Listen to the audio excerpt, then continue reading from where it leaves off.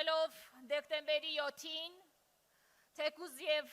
Գյումրիից հեռու քաղաքում միշտ առանձնահատուկ կապ էի զգում Գյումրիի քաղաքի հետ։ Եվ այսօր այստեղ կանգնել ձեր առջև խոսք ունենալը իրապես ինձ համար պատիվ է։ Երբ ինձ պատմում էին, որ Գյումրիում երկրաշարժից հետո փլատակներից մարդկանց հանում էին, մարդիկ հարցնում էին, բայց Արցախում վիճակը ինչպիսին է, ինչպես է Արցախում ժողովուրդը հիմա, որովհետև ծանր շրջան էր այդ ժամանակ, ես հասկանում էի, որ Գյումրին պարզապես քաղաք չէ, Գյումրին բնավորություն է, Գյումրեցին թասիբով մարդ է, Գյումրին թասիբով քաղաք է։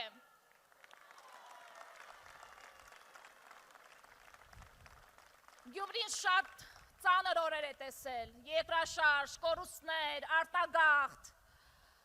բայց միշտ կանգուն է մնացել, հակառակ տարբեր կարծիքների,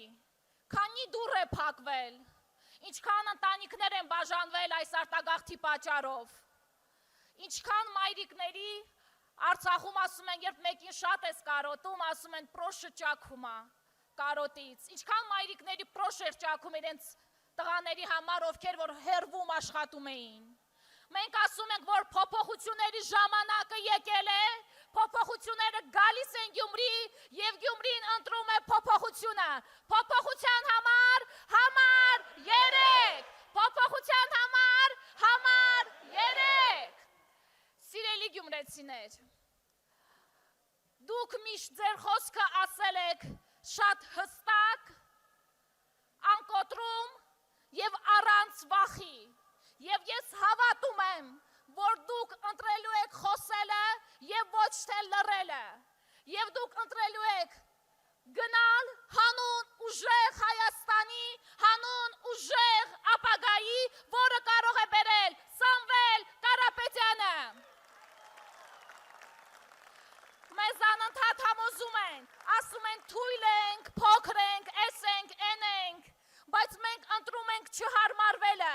որովհետև այդպես ընտրեց Սամվել Կարապետյանը, նա որոշեց չհարմարվի այս ամենին, որոշեց չհարմարվի եկեղեցու քանդմանը, որոշեց չհարմարվի հայի ստորացմանը, որոշեց, որ Հայաստանը պիտի լինի ուժեղ, և մենք բոլորով կանգնած ենք նրա կողքին։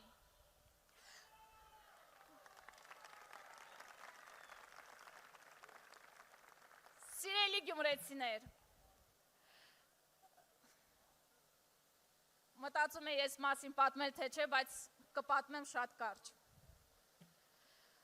Սիրելի լեննագանցիներ, ճիշտ եմ ասում Լեն,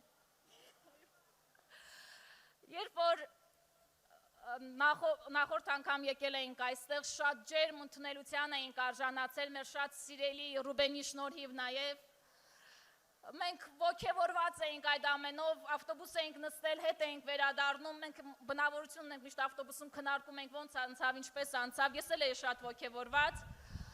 բայց հետո շատ ծանր միտք եկավ ինձ մոտ, որը որ դրանից հետո որտեղ որ գնացել եմ այդ միտքը ինձ մոտ էր ու ուզում էի հրաժարվել այդ մտքից, բայց չէր ստացվում։ Այդ ժամանակ ես նաև գրվում էի իմ մեր այլ կուսակցության այլ թիմակցի հետ, նրան էլ պատմեցի դրա մասին։ Մտածում էի, որ ես երևի մեր թիմու միակ անդամն եմ, ով այսօր որևէ տեղ Հայաստանում չի կարող գնալ, կանգնել, ասել ողջույն իմ ծննդավայր։ Ես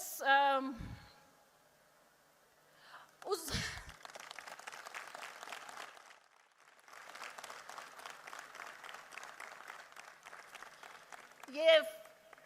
իմ պայքարը նաև նրա համար, նախ և առաջ նրա համար է, որ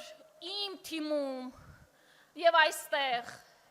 ոչ մեկ երբևէ այդպիսի հնարավորությունից չզրկվի, որովհետև մենք բոլորս պիտի ապրենք մեր հայրենիքում, մեր ծննդավայրում, պահենք, պաշտպանենք, սիրենք այն, որովհետև այն շատ սիրելի է, պետք է սիրենք մինչև վերջ, որովհետև այն պիտի դարձնենք ուժեղ Հայաստանը, գալու է, ես հավատում եմ դրան, շնորհակալ եմ շատ, սիրելի ժողովուրդ։